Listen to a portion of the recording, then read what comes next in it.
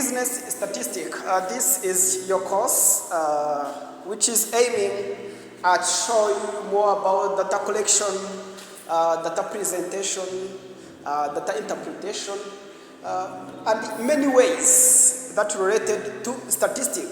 That is business statistic. As you know, when we say a business, are those activities that produces good or offering services in order to get some income or a benefit. Here, I would like to show you, it's about the question that will be in a card, in a face card. We are going to look on the main method of sampling, application of statistics, and advantages of statistics. I would like to show you some simple meaning about each things I've wrote on this board. Let's start on sampling method. In a sampling methods, I would like to talk on two ways or two methods. There is what we call a probability sampling and non-probability sampling. In a probability sampling, those research or those sample where every unit has equal chance to be selected. Nichira nikubabwira twongeye kuba ikaze muri business statistic aho tugiye kurebera hamwe ibibazo cyangwa se amwe mu magambo agera kuri atatu n'intero eshatu harimo uburyo bwo gukora sampling, tubone application cyangwa se aho statistique ishobora kuba applicable cyangwa se ishobora gukoreshwa noneho turaza no kureba ku byiza bya statistique. Iyo buze statistique byo bumaze kumenyera mu masomo twagiye twigana. Statistique ubundi baba bashatse kuvuga uburyo umuntu akusanya amakuru, uburyo umuntu ayinterpreta cyangwa se urabona iyo umuntu amaze gukusanya amakuru aba hagiye kubaho noneho uburyo bwo kuyashungura. Ndumva ari cyo kinyarwanda ashobora kuba yakoresha ibintu bijyanye na interpretation cyangwa se no mu gupresenta cyangwa se kugaragariza abantu icyavuye mu bushakashatsi bwawe. Noneho reka turebe noneho ku kintu cyitwa sampling method. Undi ikintu cyitwa sampling ni nko gufata urugero, tugenekereje mu kinyarwanda nubwo bitumvikana neza. Rero sampling nubwo buryo bwo urabona umuntu agiye gukorera ubushakashatsi ku bantu 1000, ariko abo bantu 1000 barava muri miliyoni. Icyo nicyo twita sampling. Kandi dufite abantu miliyoni ariko dushaka gukora ubushakashatsi ku bantu wenda 100 cyangwa se bake muri bo. Iyo hari umubare munini w'abantu noneho ugiye gukuramo bakeya, nicyo kintu dushobora kugereranya na sampling. So hanyuma reka turebe ubwoko bwa sampling. Icyo tuvuzemo cyitwa probability sampling, ni cyagiye buri unit cyangwa se buri muntu muri yo group yo gukora ubushakashatsi afite amahirwe yo kuba yaba selected cyangwa se amahirwe yo kuba mu kinyarwanda kiragorana cyo kuba yahitwamo cyangwa se bamuhitamo.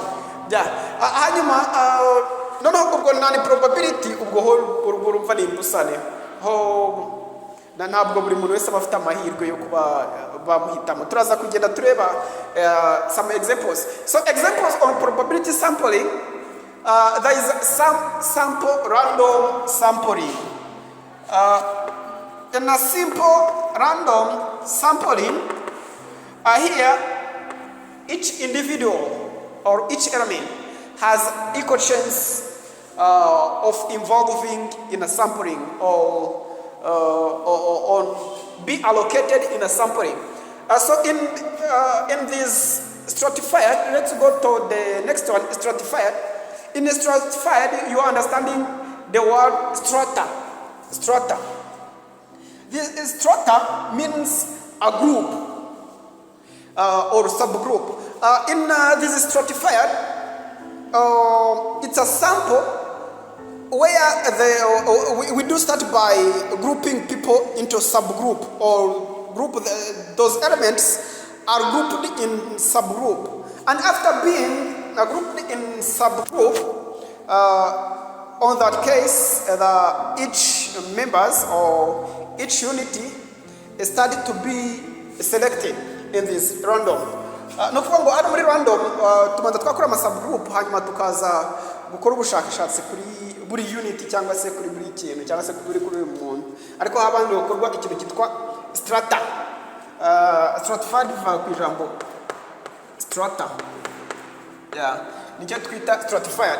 Hanyuma simple sampling yo cyangwa se simple random yo ndumva twagerageje kusobanura. None reka tujye kuri systematic. Iyo tuvuze ikintu kiri systematic, in a systematic sampling method, here each individual it has a chance of being selected. What do I want it to mean? We make a list or a long chain, or we combine them together on a list, and then we select after bringing it on the list. Means here in systematic, for example, we may want to have a selection on 100 elements, where we choose like after 10. Before we choose, we take all those elements and we put it on the list. And after listing, we select like after some numbers. Means on this systematic, there's something which is it is nth. It is a number. Like for instance, I gave you an example of 100 elements, and we may make some investigation or a sample after from 1 up to 10, and after 10 you take an element, things like that. Icyo nicyo bita systematic ho tubanza twabashyira kuri list cyangwa se ku murongo, twaza tukajya duhitamo wenda ngo uwa 10, wenda inyuma y'abantu 10 ukabara abantu 10 inyuma ugahitamo umuntu, inyuma ukava ku 10 ukajya kuri bakabye gutyo biba biri systematic. Tubanza gukora list. Let's go for the cluster. On a cluster, when you say a cluster, you understand also a group. This is a sampling that made on a group of the people or a group of elements. Where here on a cluster, the elements are grouped, and after grouping, we do group it in what you call a clusters, and after the entire clusters are randomly selected. Hano kuri cluster tumanza twa groupinga twashyira mu matsinda, hanyuma twarangiza gushyira mu matsinda tukaza guhitamo buri tsinda. Wenda dufata urugero, dushobora guhitamo nko mu karere tugagenda duhitamo wenda ikigo runaka, cyangwa se mu murenge urabona haba hari ibigo byinshi tugahitamo ikigo runaka akaba cyo dukoreraho ubushakashatsi. Urumva iyo abari cluster tuba twabishyize mu into a clusters. Let's go for the non-probability. This non-probability, each members, it doesn't has a chance or a chance of being selected. Here, let's look for a convenience. There is what you call convenience, judgmental, or purpose, and even a snowball, and even a quota. In a convenience, you understand the word convenience. Francis say convenience. It's where it is possible or it is easy to be accessible or accessible. There are some sample that will be based on accessible. Let me give you an example. You can't make a sample for the people who are at the top of the mountain, where you are living, those who are in the valley or in the valley. Because in a valley it is, let's compare valley and mountain. Here you take decision about where it is easy to be accessible. In a valley it is really easy to be accessible than mountain. That's why in a convenience you choose where it is is it to be accessible. Hano iyo turi convenience cyangwa se kuri convenience tureba aho byoroshye kuba wagera ku bantu abantu giye kureba ubushakashatsi aho biba byoroshye. Icyo nicyo bita convenience. Nandi kuba urugero rwa valley abantu bari mu kibaya n'abantu bari ku musozi bumva ugiye gukora ubushakashatsi ntabwo warenga ku bantu bari muri valley ujye kurira imisozi. Icyo gihe rero umuntu areba aho byoroshye bitewe n'ubushakashatsi. So let's go also for judgmental. In a judgmental, you understand the word there is judge or purpose. Here we do select a sample according to specific criteria or for some criteria. Let me give you an example. We may make a sample for the doctors in a district. In that case, the engineers will never be included, or they will never be evaluated or be approached. Hano kuri judgmental dukora ubushakashatsi tugendeye kuri criteria runaka cyangwa se bitewe n'impamvu runaka hari ibintu bigenderwaho hari ibintu byategetse. Urugero nandi kuba harimo bajya gukora ubushakashatsi nko kuba docteur bari mu karere, icyo gihe ntago abafundi bazazamo cyangwa se abandi abamotari cyangwa se no uzara aba docteur gusa. Snowball ho ni igihe dukora ubushakashatsi tugendeye ku kintu cyitwa kuri existence. Ubundi existing participant bari creating a new participant, which means you consider what you have or an availability. Let me give you an example. You may choose unaffected, the people who have been affected by some diseases from a hospital or from another person. Hano icyana ndikubwira kuri snowball, hano new participant cyangwa se n'ubushakashatsi dukora turebeye ku bahari cyangwa se referrals. Sinzi uko bwo nabivuga mu Kinyarwanda. Dufata urugero tugiye kureba nk'abantu bazahajwe n'uburwayi runaka. Iyo tugiye kureba abantu bazahajwe n'uburwayi runaka tujya mu barwayi. Ntabwo aho ugiye kureba abantu bazahajwe n'uburwayi runaka tujya mu bantu bazima. Aho ngaho bashakira mu barwayi. Icyo twita snowball. Naho hano kuri quota, it's what we call a sampling technique where we do based on quotas.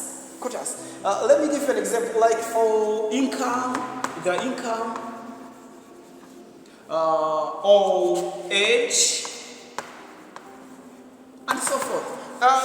What I want to mean here, there's something that it's a quotas in this area.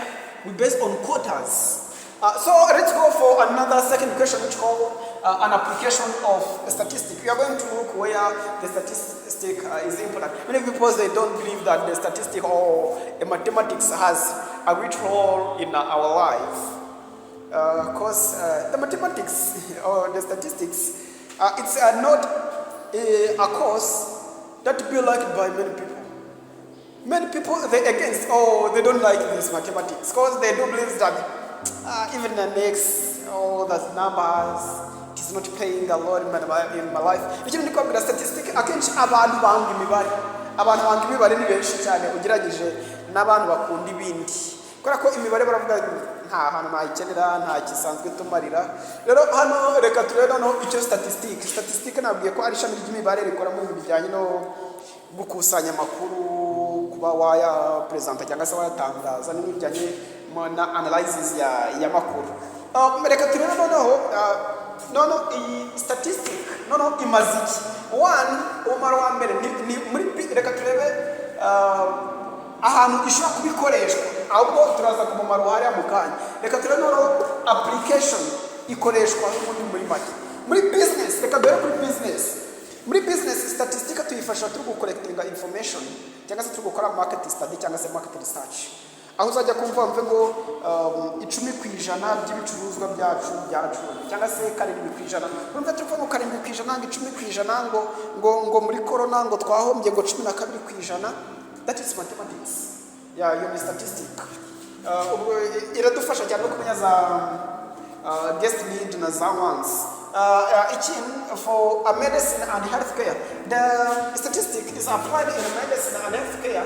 For a medicine is usually to know what you call a health trend or an appropriate way of treating the patient, or the modern system which is being applicable or applied in the world. And even it is used in healthcare to know even the patient, the number of patients, and also to know the number of drugs and the medicines that the patient or that they want. And also it is used in a social science. In a social science, it is used in a survey or in a research. When we are doing a research, we do use what you call statistics, and also in engineering and quality control. When you are ensuring that something has a quality, we do look on what we do use as a statistic. And also for our government and public policies, when we want to set some policies, we need to have some investigation, where we make some investigation through statistic. Nikintu ndi kubabwira statistic ikoreshwa ahantu henshi hatandukanye. Urugero nko muri business, iyo turi gukora ubushakashatsi bugende kuri business, iyo turi muri medicine, iyo tugiye kureba ubwoko bw'inkingo cyangwa se ubuvuzi bugezweho, dukoresha statistic. Ikindi iyo turi muri social science, iyo turi mu bushakashatsi cyangwa se muri population studies, nabyo biradufasha. Hanyuma muri engineering cyangwa se muri quality control, iyo turi kugenzura ubuziranenge bw'ikintu, kuko murabizi hari standard cyangwa se hari ibipimo biba byarashyizweho bivuga ngo wenda reka dufate urugero nko ku kintu cyitwa, reka tuvuge kuri mayonnaise. Twavuga ngo mayonnaise nzima igomba kuba ifite wenda 2% y'amavuta, 1% y'umunyu, gutyo ugasanga hari ibipimo byashyizweho. Rero iyo tugiye gukora quality control, naho dukoresha statistic. Iyo tugiye kugenzura ubuziranenge bw'ikintu, hanyuma iyo tugiye kurebana n'ubundi muri government and public policy, iyo tugiye gushyiraho amabwiriza runaka, no tumaze twifashisha ubushakashatsi kugira ngo tumenye ese bino bintu tugiye gukora nibyo cyangwa se ikibazo gihari, ese koko byaba ari byiza ko tugira impinduka dushyiraho. Rero muri public policies na government, guverinoma ikenera statistic kugira ngo imenye abantu bapfuye, abantu bashaje, abantu bafite imirimo, ibintu nk'ibyo byinshi. Hanyuma reka turi kuri advantages are like roles or an importance of statistic plays a great role in our daily life. Like an example, there is what we call it in data organization. We want to organize the data.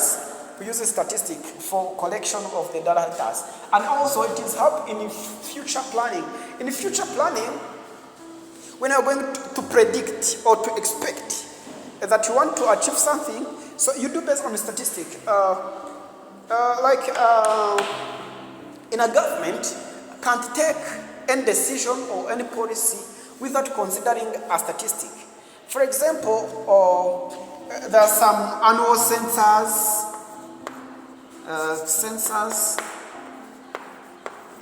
That is what we call, there's many activities that the government uses, include census, in order to set some policies or to plan. Urugero, hari igihe uzajya kumva wumve ngo guverinoma ngo irateganya muri 2050 ibera ko z'ubushakashatsi ikareba ko ibyo bintu bishyizweho byagira umumaro. Niyo mpamvu muri future planning n'abantu basanzwe bakoresha statistique, niyo arebye ukuntu yahombye ajyanyije nuko yashakaga kunguka, ahita ashyiraho ingamba runaka. Rero muri future planning ndafasha. Ikiri muri decision making, ugiye gufata imyanzuro ugendeye ku mibare, ukareba uko wahombye, ukareba yuko kwinjiza, niba winjizaga miliyoni ukaba utangiye kugera muri 500, ufasha gufata umwanzuro y'ikintu wakora. Ikindi bifasha muri quality control nahoze mbivugaho. Ikintu cyitwa quality control ni ukugenzura ubuziranenge, ukureba ko ikintu cyujuje ibisabwa. Okay, mareka kuri ikintu cyitwa provide scientific basis for research. Iyo turi mu bushakashatsi rero statistic iba ingenzi cyangwa se irafasha, niyo mpamvu itanga data.